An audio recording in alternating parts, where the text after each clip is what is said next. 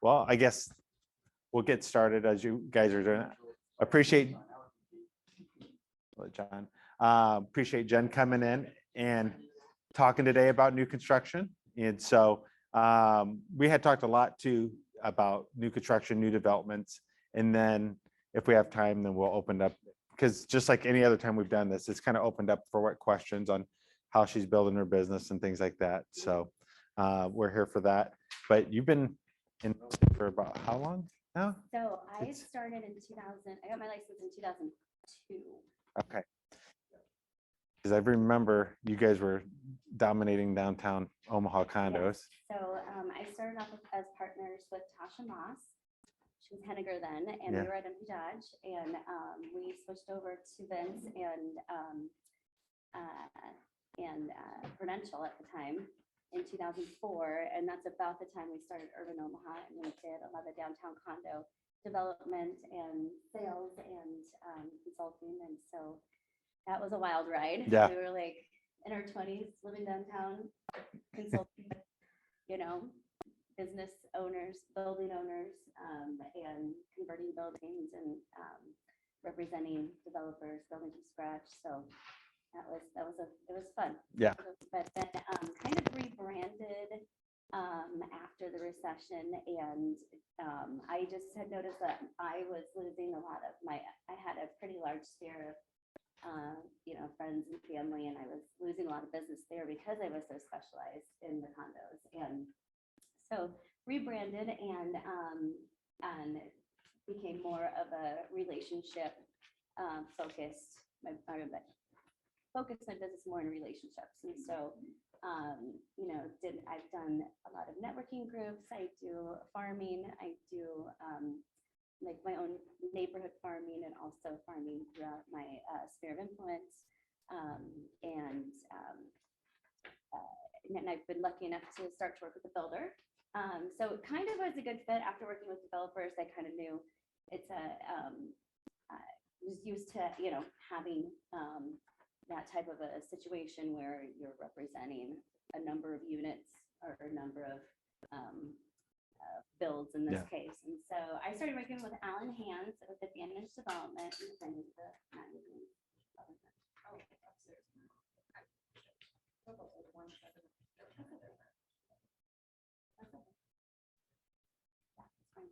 Just so you can kind of see, so Alan, it's kind of interesting because we are actually exact same age, and so it kind of was a good fit with that as well, and have been both working in the business at the time about 18, 19 years, and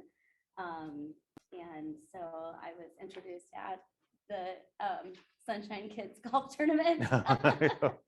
And to Alan, he was playing in it, and I've been kind of thinking I wanted to, start working with a builder. I had at this point had been working with Tasha and Sherwood, and so had a lot of, the condo experience and some new construction experience. I think I started doing Sherwood in 2000, and I've been doing it for probably 3 or 4 years. So I've been sitting for a builder. So so it's a really good fit. And so a little bit about Advantage. Alan Hands with Advantage Development. Been building custom homes here in the Omaha area for 25 years. You guys have probably seen the Hands, HANS vans around. Those are the heating and air vans. That's his dad. So he came from heating and air engineering type of background. His brother Travis Hands with Big Red Electric, and he does all of our electric. So it's kind of a family business, which is fun. People like that. We're completely custom, so we really never build on the same home twice. We have lots all over. I included in the packet here today, and I can mail this out to anybody who'd like it. Our lot inventory list. So that kind of has all of the lots that we have in inventory right now. But I always tell people this is not inclusive of everywhere we can build. We've built on land that people already own. We've built, we've done a lot of lake builds. We also almost, I would say 50% of the time we're trading or with another builder or buying directly from a builder or a developer who still has a pool of lots to find that right lot for the client that we're working with. So but it is nice that we have a nice inventory so we can trade. We have a lot to trade with other builders, and also Alan also develops neighborhoods. So he has, he lets other builders in his neighborhood. So other builders are very, open to trading with him if he needs a favor. So that's really helpful, and that a lot of people don't really understand in the new construction, or might not understand about the new construction world, is very lot driven. And so if because we have that flexibility, I feel like we have a lot of leverage in being able to get our customers or your customers a good piece of land to build their custom home on. So that's a big part of it. And that was a little bit about me. Kind of just went right into it. Yeah, no, So I'll just keep going. We have a couple new developments that I wanted to talk about.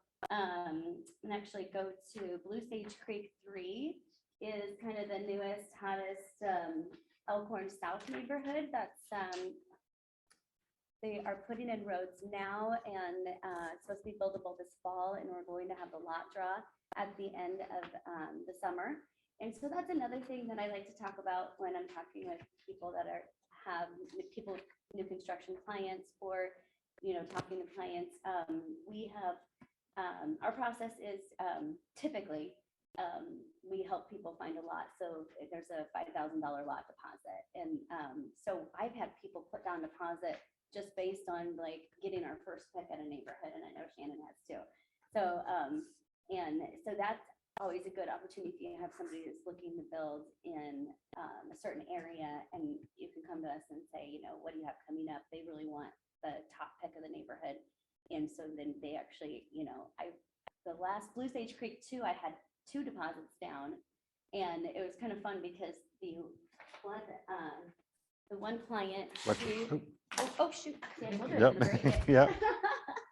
The one client saw Grand View. So this kind of shows you, so here's Grand View Ridge, that's 204th and F Street. And then Blue Sage Creek 2 is here, Creek 1 is here, and Creek 3 is going to be right over just to the west of that. But when I first met these clients, they're looking at this map and they're like, we want that lot. We're like, okay, obviously not a lot yet, but they literally put down a deposit on that one lot. And then when we did get Blue Sage Creek 2 map from Lanahaw, I gave it to them and I said, okay, give me your top 5 picks. And they're like, no, just that one. And by the time it had a number, and I'm not a lucky person, but Alan let me pick the number at the lot draw, and we got number 1. And so I said, we were both kind of in shock, and and then it's like, okay, advantage, pick your first lot. And we were looking at each other like, okay, 64, right? He's like, you're sure it's 64? I'm like, yes, say 64. So and it was pretty funny because he says 64, and like the whole room goes, because everybody wanted that lot. Yeah. And I go, can I text her? And it was just, I like literally had tears in my eyes. So it was a lot of fun to help that family get, exactly what they want. And then of course, build their beautiful custom home. So since some are new and stuff like that, so with that process, with a new development that starts, how many builders will go? Like in that case, it was Blue Sage 2. How many lots were available? How many do they do for the lot draw? How many builders go in usually in your kind of custom realm? I'd say in general, you're going to see anywhere between like 80 to 120 lots in a phase or subdivision, and you're going to see 12 to 15 builders. A lot of times you see the same ones because these developers have developed relationships with the builders, and they know that these builders are reputable. These builders are going to close on their lots in the time frame given, then going to be able to produce, custom builds and build a neighborhood. So is it up to the developer who they invite in? Absolutely, yeah. So it's definitely important. Again, a nice thing about working with Alan, he has good relationships with these developers, or between like him and I and Shannon, and we can typically have a connection in with a developer or a developer rep, and be able to, get into the lot draws. And there's also, to that point, we may turn down a neighborhood if it doesn't look like it's going to be a successful neighborhood, because we obviously want to have good lots and good neighborhoods so we can keep building. So kind of goes the other way as well. So. Okay. How soon do they pull? So they're developing it. They're starting to put in road. When do they actually do the lot draw?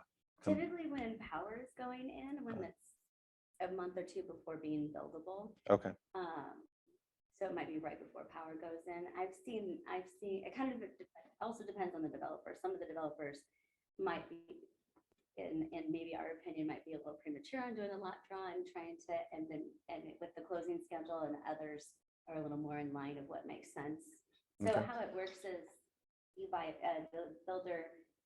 the developer puts out a package, and so the package may be, 1A lot, 2B lots, and 3C lots. So the C lots are the least desirable, but you have to buy one package at least, and you can buy up to so many packages. So we definitely want to make sure, and then there's a closing schedule on those, whether we have a build on that lot or not. So, and if they don't close on the lot, the builder doesn't close on the lot, then they lose their deposit. So they put their deposits down that day. So if we're taking down, 2 packages of 6 lots each, that's 12 lots. If the deposit is 5,000, that would be 60. 5,000 per lot. Yeah. Okay. For example, Sure. it could be higher, but it's typically around 5,000 Yep. per lot. That's 60,000 check that's written that day, and then we need to make sure that we sell those lots, or like I said, we also trade with other builders. So if there's anybody out there who's a builder and a builder's rep who needs lots for it, always open to chatting about that as well. So, Awesome. yeah, that's how. Anybody else have questions about developments or lots or anything like? Okay. So I guess you got that. Somebody picks their lot. What's your guys' price? What's your guys' price range anyways for? Good question. So it's really my last contract that I just did in May was in the 500s, but I haven't done one of those in a while. But it was a smaller ranch without a finished basement. So we're probably 550 up to, we have some really nice, so I'll talk about our acreage lots that are coming out. These are actually represented by Nebraska Realty, so hopefully Okay. there's no trouble for putting my info on it, but I'm giving the and I can take deposits on these lots. Yeah. But they are not Nebraska Realty, Better Homes and Gardens, one of those. Yeah. companies. Yeah. Yeah. One of the smaller ones. Yeah. No, I just So what was I saying? The Well, price range, and then I think. the price. So these are going to be, million plus homes. And this is a development that Alan is just starting to develop, and it's just been released. I think it was like 2 weeks ago. So they're all acreage developments in Gretna. I think the prices are really, really good for the size and for the location. So again, these are just Advantage lots, and all tied to Advantage. So, Okay. so the process would be, typically somebody is either interested in one of our models, but wants to make some changes, or they're interested in one of our lots. So we get together with them and we make sure I have a lot of the pricing information so that I can make sure we're in the ballpark, depending on, how much square footage, what style, as far as like ranch, 2-story walkout, finished basement, no finished basement, we make sure we're in the ballpark of their budget. And then we sit down, we have an in-house draftsman and in-house designer, and that's all included with the build. So we can take somebody's plan and build that as well. But if you start from scratch with us, then sometimes people will see one of our floor plans or see one of our models and decide, I like that, but we'll make some changes. Sometimes people, like I said, have another floor plan that they found that they want us to take a look at, make some changes. Sometimes people just come in with ideas and sit down with our draftsman and with the builder and ourselves, and we just design their dream home. So that's all included. And then also each custom build client gets 8 hours with our designer, which is really nice, because not so much like picking out paint colors and tiles. It's like, okay, how does this process go with, I have to take a granite slab, and then I have to go to and then I have to go to the stone masters and who's going to produce the grant? Like, how does that all work? Walk me through that. Or she knows all of our vendors. And so she could go with you to, the stone manufacturer and say, they really like that certain look like we did for the Joneses. Let's show them that one. And so just having that liaison on your side is really nice. And most people can, 8 hours is enough. If you, and then absolutely she'll continue helping you after 8 hours. She's gone all the way through to like completely, I almost said staging, but furnishing and the whole wallpaper, furnishings, window coverings. She take them through the whole process. So if I had a client and they were interested, then they looked at some of the models, then what would be before they start drafting anything? I'm guessing that is there a deposit towards? It's a $5,000 deposit. Yeah. Yep. And that does become hard when we start drafting. So, or if we end up purchasing or, trading a lot for them, then that does become hard at that point. So, And when you say hard, it just non-refundable. Okay. Because now we own a lot. Right. Yes. So that's actually takes me to a point.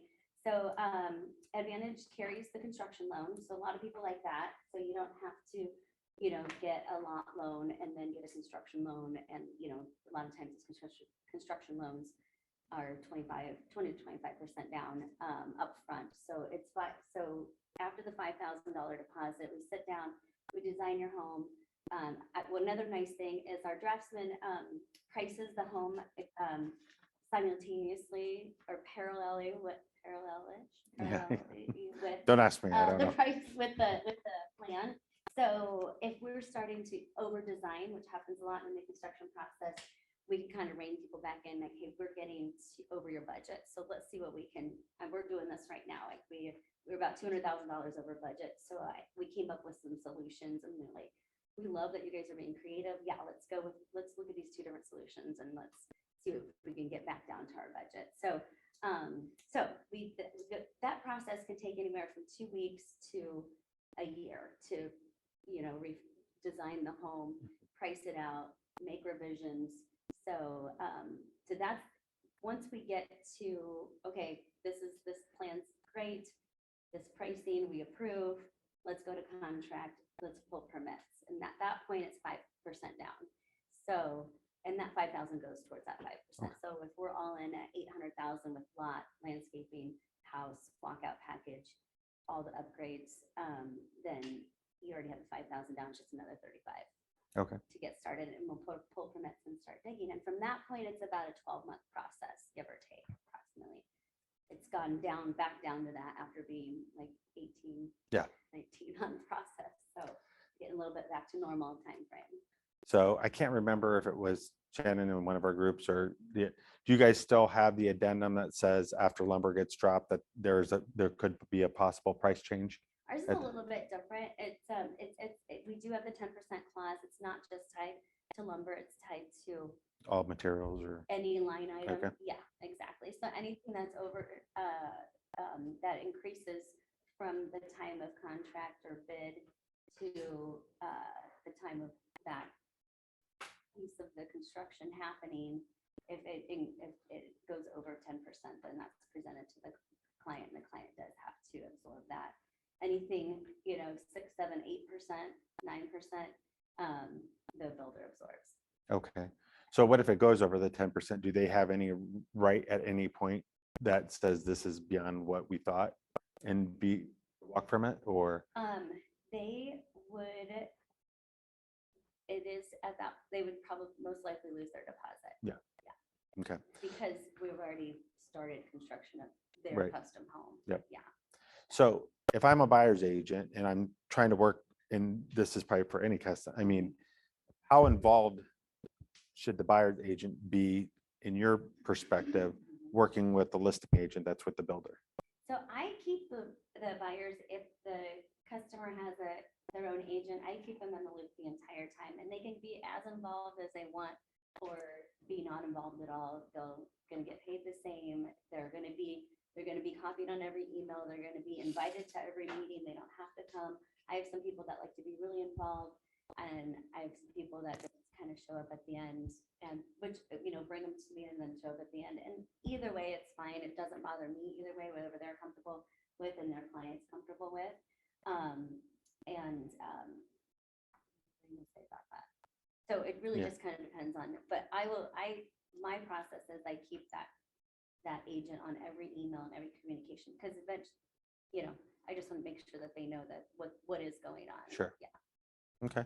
And then just so, for anybody that ends up watching on Zoom and stuff too, like, so with a custom, if somebody comes to you guys, it's a little probably different where, like a Celebrity Homes, Charleston, you need to make sure that you're there with the client that gets registered. How does that work with a custom where you maybe their client might walk through the open, one of your models before they are there with them? Mhm. Do you guys treat that differently than what a Celebrity Homes or Yes. Charleston would be? Yes, yeah, we do. It's really up to the customer. If they want their representation, then we don't get in the way of that. Okay. Yeah. And we, definitely ask, if they're working with somebody. But I've even had people say that they weren't, and then they brought them to the contract meeting and we worked through it. So yeah, we're very agent friendly. Okay. Yeah. Yep. And then again, we're always reminding people that, like, if you do have clients that are built like under the 400, make sure, especially if they're like, we're not going to do new construction, it's just too expensive, that you say, hey, it may just be worth us take half a day to go visit Celebrity Charleston, get them registered, things like that, just because then all of a sudden, if they go out without you, and then you're not in part of that deal. So, and it seems like a lot of people end up going that route, especially when they get frustrated when they can't find an existing house. So, Because to that point, you're really not getting, it's really hard to do custom in the 400 range or below at this point with the land prices and construction prices. So it's really smart to take them out. Yep. And sign them up. But you don't have to worry about that with us. Yeah. We have our models, or contact us anytime. And I like to, if somebody's going to be out of town, or like, I feel like we're doing a lot more over like Zoom as well, like people moving back to town. And so we're doing design meetings and, just initial meetings over Zoom, walking through different homes. We only have one model right now currently. We had 3 at the beginning of the year. But we can walk people through. Here's another point about the builder. Advantage builds about 27 homes a year. That's kind of like the sweet spot that the builder has found that, he can be personally involved with every build, but not, not get too volume heavy where we're not able to make provide the same promises that we're services. making, Yeah. and hit timeframes and such, and keep. And most of our vendors or subs have been with him for 10, 20 years. Mhm. So like our trim carpenter's been with us for a long time. Obviously his brother and his dad have been with us since the beginning. Yeah. And then, so a lot of our vendors we've worked with for a long time as well. So we run 2 framing crews. So that's, again, what kind of goes into the production level is that allows him to start a house about every 10 days. Oh, okay. Yeah, to get to that number. So that kind of keeps, we're not, a small builder, but for custom, it's a good number of builds where we have a lot of homes that we can walk people through that are different stages that are maybe even 2 weeks out from completion. So maybe we don't have that model.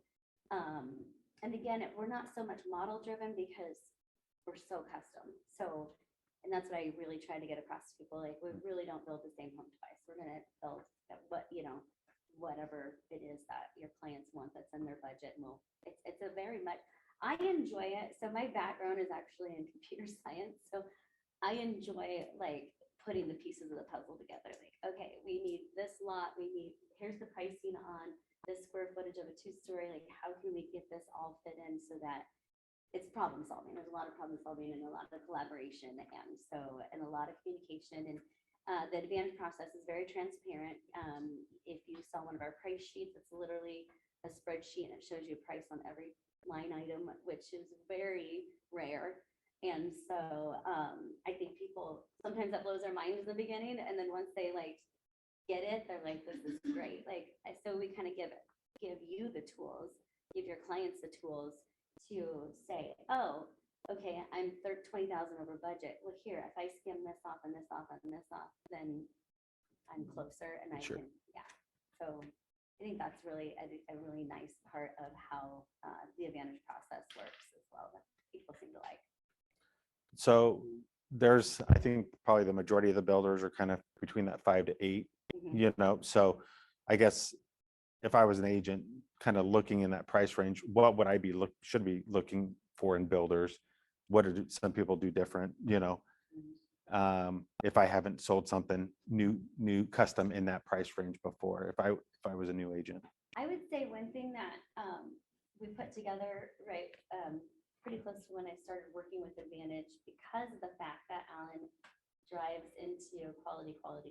So we do all James Hardy cement board siding. We do zip wall house wrap, which is 20% more efficient than tieback. We do all copper water lines. We do,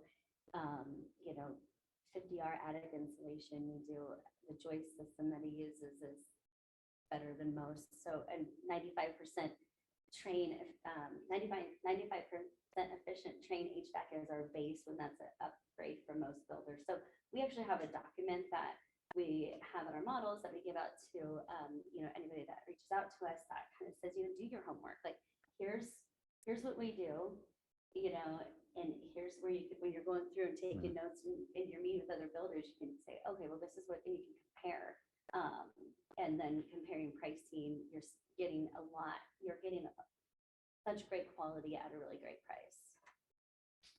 And I think especially because people are paying more for custom homes now than they ever have. Right. I think that's very important. So Yeah. we really have always kind of tried to, we're real proud of our quality. And so now it's even more important now. Okay.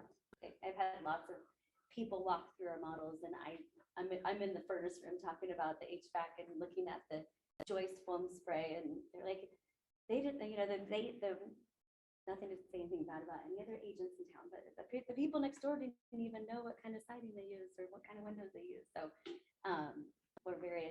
it's very important, like the quality that we put into every single home, whether you're building the $500,000 small ranch or, the 1.2 on the acreage lot. So everybody gets the same high-end products. Okay. So from what I'm getting from that is just, if I was a new agent, I would probably just go around, maybe visit all the different builders, get their spec sheets, be knowledgeable with the products and what they're putting in, kind of how their design process, like, do they include 8 hours worth of? I was going to say, the other thing that agents really like, or clients really like, is the architecture's included and the designs included. Okay. Yeah. Nice. So yeah, next thing I was going to say, so you already got it. Perfect. What else do we need to know about kind of the new construction or the process or any of the developments? Because otherwise then we can always go into kind of what you're doing too. Because how much of your business is new construction compared to just work in your sphere? So my business is about 30 to 40% new construction. Okay. And then I try to keep it, 60 to 70%, sphere, Clients, family. Yeah, Family. Okay. referrals. Okay. So, with that, the question, like, anything else? Does anybody have any questions about new construction, or before we move on to the next segment? John, you're new. Anything? Are you pretty? Well, I would almost be interested in having the opportunity to kind of shadow with you a little bit. Unfortunately, for the next 2 weeks, the College World Series is here. And I'll be able to earn enough to put a deposit on a piece of land that in those 2 weeks. So after the College World Series, I'd be more than happy to try to, pick your brain and see a little more Anytime. in place. If it wasn't for the College World Series, I'd be right next to you for the, Wow. until you kick me out. No. Well, and if you're brand new, yeah, I mean, usually what we start recommending is, I mean, there's some new construction teams that you could possibly, or check the Facebook page to see if you can do some new construction models. I mean, like Shannon, that's how you got kind of started working, doing that as well, just sitting in new construction models. So, but I would tell you, just start visiting all the builders. So. I have a question. Do you have a team of like standing model agents that you use? No, not any longer. I did when I first started with Advantage, but we keep selling our models. So I just typically do the open house myself, or we do have a few agents that help me out. But right now I don't have a model, but that was new as of 2 weeks ago. So, but if anybody was interested in the future in sitting in Advantage models, I'd be happy to talk to you, because it's good to have a list of people who kind of know the product and can speak to what we do. So yeah. Yep. But I know Shannon has a team that Sits through the model. sits Yep. through the model. Yeah. Nice. So I think, like, to wrap up, regarding new construction, there's really no right or wrong way to go about it. It's, like I said, sometimes if a client just falls in love with one of our lots, and then we work with them to find the right floor plan or what have you. Or sometimes they might find our website and, hey, we really like this model or this floor plan. Where can we build this? Or some people might just come through one of our models and really love the quality and the pricing and say, hey, can you build? We're going to build on our family's acreage that we've had for 200 years in the family. Yeah. We've had this lake lot for 2 years. Will you guys build out at Lake Allure or wherever it is? And so there's really, or maybe a client just comes to you and says, we're thinking about building, we're going to be in that 5 to 8 range, 7, maybe it's a little smaller range, 750 to 850 range. We want to do a ranch, who should we talk to? And so, we'd love the opportunity to talk with you and your clients about, just the opportunity to work with you and collaborate and work with you on, getting them exactly what they want in their budget, and hopefully making it a seamless, transparent process, and get you a check, and big check in the end. That just reminds me too, it comes up to a lot where a lot of people will, they blow past their budget quite a bit. How do you rein them in? I mean, I know you said that you kind of go line item, but how do you stop that from happening at the very beginning? Is there anything that you can do that, especially as helping a buyer's agents So set that the expectation? meeting we had last week, because they, these are some clients that I'm working with who want kind of the moon, but they have a budget, and so we said, well, the moon is going to cost you about $200,000 to $300,000 over your budget. Do you want us to keep going down this path, or do you want us to show you some other options? And so that's when we got creative and said, what if we did this and shaved off some square footage? That's what's great. Our Draftsman's so great about just shaving off some square footage. The easiest way to cut budget is to take out square footage. And so, we kind of started from scratch almost, but and gave them a couple different options that would still fit a lot of their wants and wishes, but would help them remain in budget. So we try to just always be conscious of that. Now, when they're out making selections and such, the designer will typically say, why don't you choose 4 or 5 different granites that you like, and then you'll get the pricing from the builder, so that they have some different options. Sure. Because if it we're not necessarily in control of, but we want to make sure that they have different options and they have different, they're not just stuck with one selection. Yep. So every step of the process, they are shown if that's over. So another way we kind of keep them in budget is to have really good allowances already built in. Okay. Because that's what I've heard from other builders. I just even had a client that just got done finishing building with another one. You just got to tell your clients, make sure they really check the the allowances for electrical or like for the Mhm. fixtures and stuff like that, because they blow past them so quickly. Yeah. Yeah, and some builders don't have very much in there to spend, so. So we try to already in the base, like I said, with some of those products that we're talking about, have a very high-end, base selection, and then we're hopefully not going too far over the contract price. I think the last analysis Alan did is that our customers were going like 2 to 5% over. Oh, So I felt that's like not that too was bad. pretty Yeah, good for being in that price range. And again, they're approving everything. It's not like where you're saying you have to have this higher end granite or what Yep. have you. So so before then we go off, I just a little bit about developments. I've heard like Elkhorn's kind of running out of space a little bit for, for just new construction, and then you get somebody like D.R. Horton that bought the 85 lots and then turned them all into rentals. And so where's everything head? Is it just more heading towards Bennington and Gretna, or? well, this Blue Sage Creek 3 is Elkhorn South, and then we still have quite a good lot selection in Estancia, which is going to be Elkhorn Original High School. That's, seems like what everybody kind of focuses on. And there's a new development, Avante, that is in Elkhorn North. That's going to be a higher end Elkhorn North neighborhood, but I know. Yes. Executive aid, I thought it was, yeah. Yeah, and I think that there's quite a good selection there as well. So, yeah. And I think they're gonna do a couple phases of that, so there'll be What's the name of that one? Avante, Yeah. That's well. Yeah. Anything that's like custody sounding will be. Yeah. But like, we definitely also are in developments in Gretna Papillion, Bennington is, or think, but Elkhorn's a really popular area, so. Yeah. And there's still some opportunities there. for Okay. sure. Perfect.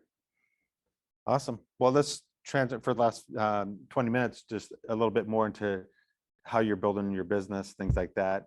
Again, I know that you do Popeyes. We kind of talked this a little bit. So with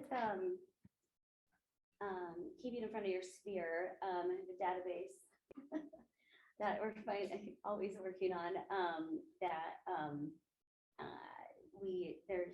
I have a there's past client, there's several different databases, but there's the past client database, the sphere of influence, the super sphere, referral partners, and then I farm my own neighborhood, which I think a lot of people do that, and I think that's smart because you live there and they you want to be the specialist in your neighborhood. So we'll do pot buys to past clients and sphere and super sphere, and then also just kind of pepper them through the year. We don't have a really set. Been doing it for a long time, so I kind of have some different ones that I like to do at different times of the Sure. year. So pot buys, obviously just listed and just sold in your target neighborhoods. We do client appreciation parties. I know Vince is really big on that. Yeah. And this year I finally got my husband to do one with me. So he's a commercial broker at Lund. So we do not work together, but we are in, similar industries, and a lot of our stuff crosses over, a lot of our clients. So, and our sphere obviously does. So that was fun. We did it kind of like a kind of a more higher end party at House of Art, and kind of by our top tier clients, like past clients and sphere, if you will. So how many did you invite? Smaller. How many did? About 50. Okay. Yeah. And so it was, Yep. probably more per client than what we've done in the past. But it was, we had a lot more one-on-one time. So when you said top tier, are these people that refer you guys the most? Is that what you It would guys? be our top super sphere, our top referral partners, and our kind of tried to focus on clients that did something that calendar year. Sure. Yeah. Okay. So what? Or had done multiple deals. Yeah. And done multiple referrals. Yeah. So how many do you how many are in your database? So how many sphere do you have? I have about 250 Mhm. in the past client database, the sphere is probably close to 200. Okay. And then like my neighborhood is like 560, I think, which is a lot. But we'll do like the flags and we'll do, around 4th of July, which I ordered this. Yeah. And another thing that is kind of fun is doing contests. So we have like College World Series tickets. And so we did not do this year, but we've done it in the past where you do sunflower seeds with a little tag on it and like contest. If you go on our Facebook and Instagram and tag yourself with a picture of our seeds, you'll get entered for, College World Series box seat tickets. And drawing for that, it's really good. I mean, people typically, whoever does it usually gets Yeah. Yeah. tickets because not a lot of people do that. Yeah. No, I actually follow through with doing it. So pumpkins, another thing that I've done, this will probably be my 5th or 6th year, is the Vallis pumpkin patch. People really like that, and then you get to meet people's or see people's kids. Kind of fun, like be able to keep up with past clients and see their kids because we'll do like a costume contest, and so that's as you do it around Halloween. Do you invite all your past clients and your sphere to that, or do you? Okay. Yep. And then So it gets a little expensive, but it's I feel like it's a really good way to be in front of people. Yeah. What if that's 60 to 70% of what you're bringing in for your income? Yeah. You know what I mean? So what consists then down to, because you talk about the super center of influence, how many are in there, and do you treat them differently? Like you invite them to that house at war, you said, or Yeah. are? Yeah. I'm not very educated on this. I don't go out much. So We're really blessed that a lot of our like super sphere are like our best friends, or and a lot of our clients are really good friends. So I mean, we're just naturally with them, whether it be like we're both on the golf league at champions, or we're both we have our own parties at our house, are like different kind of like Christmas or whatever, Okay. But as far as doing anything really special for them besides what the clients are, but that's why I wanted to do that top tier super Sure. sphere Yep. party, because I think it gave us a chance to kind of really connect with. Yep. And our kids, our kids are a really good source of finally paying back our good source of referrals. Yeah. I remember when Shepherd got his first referral. So that's great because they're both in sport. My sons are 10 and 7. They're both in sports, and they're both, the little one especially is super social. He's like at every single birthday party. He takes after his mom. And so that's kind of become a really, and we're in Elkhorn, South, we're in Wingate. So one thing I was talking to Jay that I want to do, our neighborhood, so we've only been our neighborhood for 1 year as of like 2 more days. It will be our anniversary. And so, but they do a big neighborhood party. And so I want to like bring in, sponsored by my husband and I, like the snow cone people or somebody like that. Cause they do it's a huge neighborhood party, and they had a magician and bounce houses and a ton of food and the oxygen man, and they just had already a lot of stuff there. But if we could do something that's like sponsored by us. I also do that snow cone, what's that, cone of ice. Sometimes at open houses as well, especially during Parade of Homes, because it brings people from that neighborhood in. And as we've all heard, people in the neighborhood are trying to bring their friends into the neighborhood, and most of our model homes are in newer neighborhoods that have a lot of families and kids. And so I ran into people that I haven't seen in years just doing stuff like that. So Nice. I think John, do you have a question? You mentioned farming, and you hear the term, but not quite figuring out exactly what that. It's pretty much door knocking, would you say? I haven't door knocked in a while, but I will do just listed, just sold, do mailings, I do the pop buys. We do like pop buys. What does that mean? So it's a term for basically leaving a little gift for them.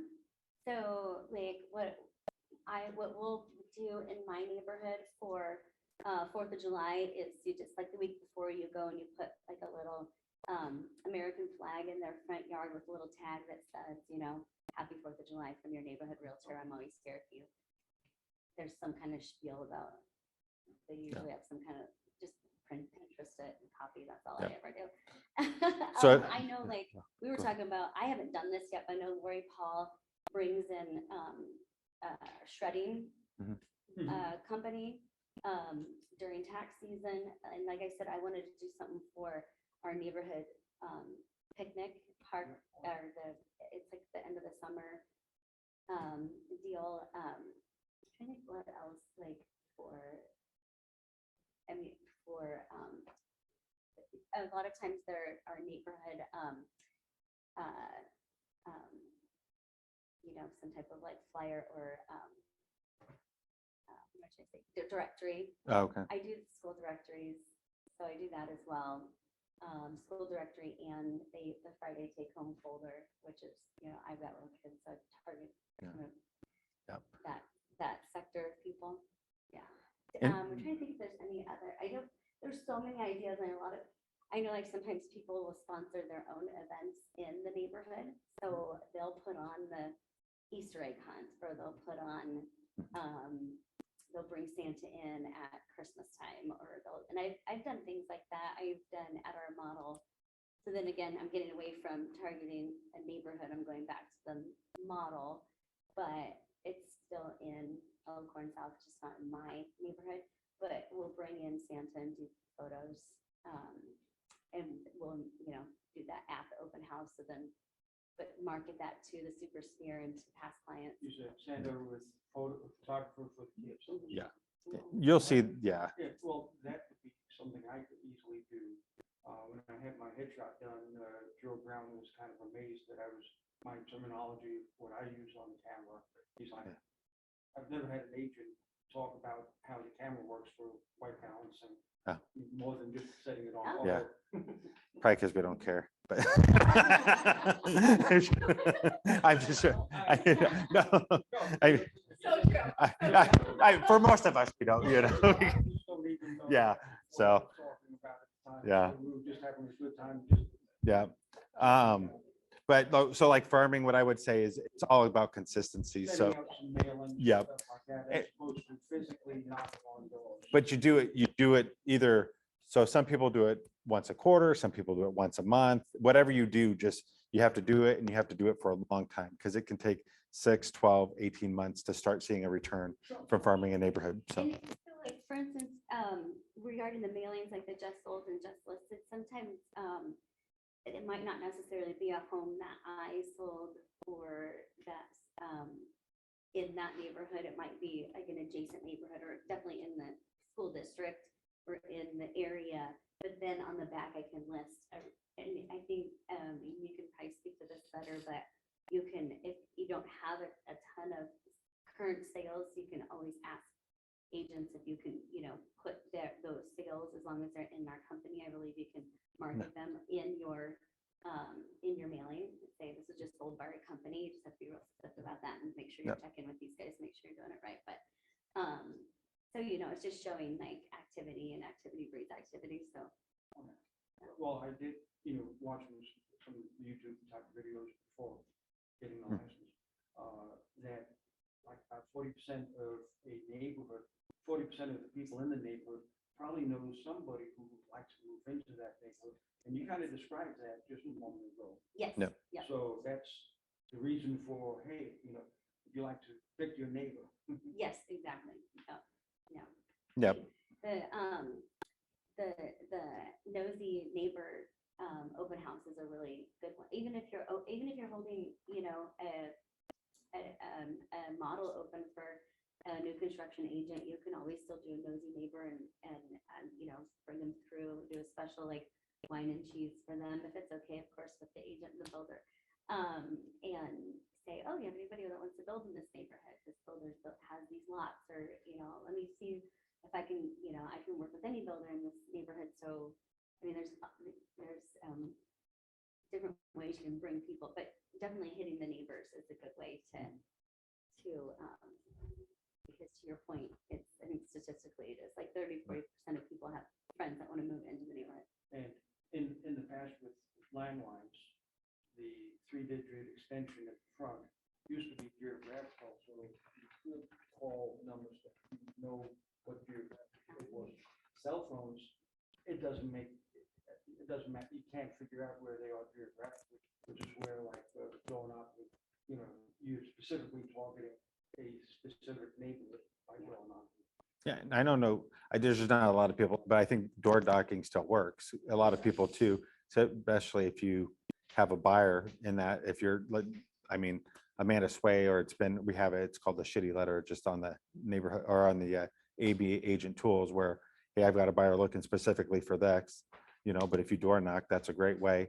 Or like she had said, if you're brand new and you don't maybe have an agent that's not going to do a just sold in the neighborhood, you can say, hey, is there any reason I could go and door knock the neighborhood for just sold in the neighborhood on behalf of the company and get that agent's permission. Sure. I And think then- door knocking yeah. is really good, and I have done that in the past. I just haven't done it recently, but I do send my kids out to, with, like with a wagon, those radio, Yeah. yeah. Yeah. To do the little presents to do the little pop buys. Yeah. That's kind of funny sometimes, and I have, sometimes But- I'm with them. Yeah, so it works. I know we were talking to Andrea Oster. She farms the Grove, and I think it's once a month. She has her and her kids. It takes them about 4 or 5 hours, and they just blanket the whole thing. Yeah. So, so we only have a few minutes left.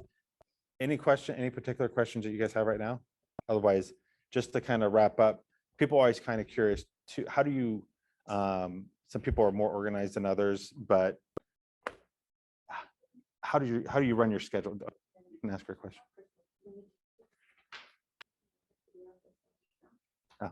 Yeah. We didn't talk about social media, but that's another. Well, go ahead and, That's a whole other subject. No. Oh. Yeah. well, I guess what's your 2-minute version of what platforms are you using? Sorry. Yep, that's right. What platforms do you use? And then are you outsourcing it, or are you doing it yourself? I have outsourced my social media for my business for years, and we brought it in-house at the beginning of this year. So Okay. yeah, trying to do that ourselves. So yeah, but it's fun. I mean, it's just kind of, it's just always changing. So Yeah. not always easy to stay on top of it. But I think the biggest thing that I think I've learned this year is just planning. So just having that meeting at the beginning of the month and saying, okay, we're going to do this on this holiday. We're going to feature this just sold. We're going to feature this, event that we're doing on this day, and just kind of getting that set up and planning so that you're not instead of being more on top of the game than trying to make up for, oh, we haven't posted for a week, we gotta do Yeah. something. Yeah. So you Facebook, Instagram, do you do TikTok, any? I do not do TikTok. I Okay. suppose I should need to get on that, but So- yeah, mostly Facebook and Instagram. Okay. And LinkedIn. I've got a really, I started in the business back when LinkedIn was kind of the only real social networking platform, and so I have a lot of contacts on that. But so I actually use that quite a bit. I'm not on Twitter either. I hear you should be on Twitter, but No, I think it's the only ones you're going to do. I mean, so you spread yourself too thin if you're trying to do too Right. many, if you're not efficient. Like, again, it's all about consistency. yes. So, Yeah. okay. And then I guess what's the day in the life to kind of wrap up? Like, how do you run your business Monday through Friday? Are you, I mean, you have small kids. Do you come in and do hey, I'm going to prospect from 9 to 11? Or are you just kind of the fly by the seat of your pants person? Sounds so great to have that kind of schedule, but no, I am a Christian, and so my goal every day is to do my devotional in the morning, and then before the kids really get going, a lot of times they'll be sitting with me, so just kind of get focused for the day and get my mind straight, my heart straight, and then every day is different. I really like to I do work my business as a full-time business, so my kids do go to, right now they're at EKC all summer, which is kind of like basically the school all summer.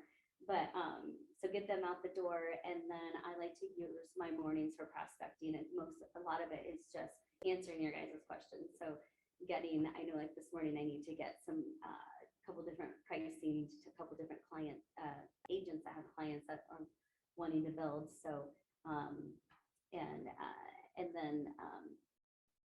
so I try to do a lot of, my mind is clear in the morning. I'm sure you can all kind of relate to that.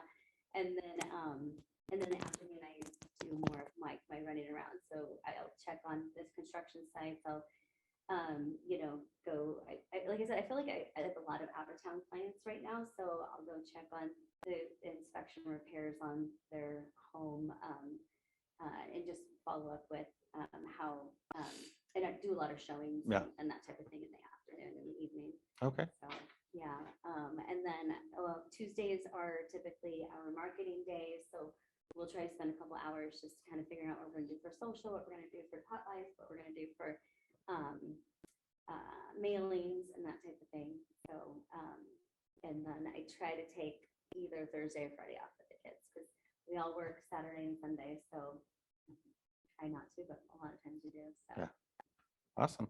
Well, with that, we'll wrap up unless you guys have any other questions. All right. Well, thank you Thanks so for much. coming. Appreciate it. Yeah, Thank